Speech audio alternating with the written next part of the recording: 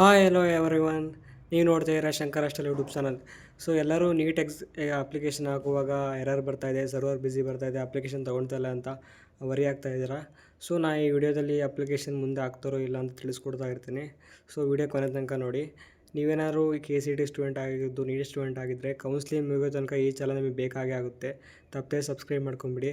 So ಏನಂದರೆ ವಿಷಯ, NEET application ಹಾಕೋಕ್ಕೆ ಇವತ್ತೇ ಲಾಸ್ಟ್ ಡೇಟ್ ಇದೆ.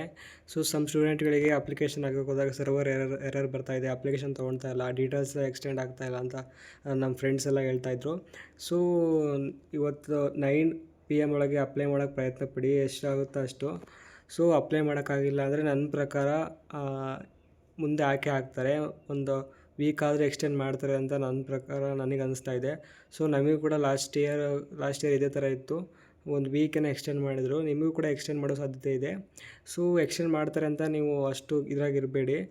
9 ಗಂಟೆ ತನಕ ನೀವು ಟ್ರೈ ಮಾಡಿ, ಪ್ರಯತ್ನ ಪಡ್ತಾನೆ ಇರಿ ಅಪ್ಲಿಕೇಶನ್ ಸಬ್ಮಿಟ್ ಮಾಡೋಕ್ಕೆ. ಅದು ಸಬ್ಮಿಟ್ ತೊಗೊಳ್ಸುತ್ತೆ. ಸೊ ಇವತ್ತಿನ ವಿಡಿಯೋ ಇಷ್ಟ ಆಗಿತ್ತು. ನೆಕ್ಸ್ಟ್ ವಿಡಿಯೋ ಸಿಗೋಣ. ಬಾಯ್.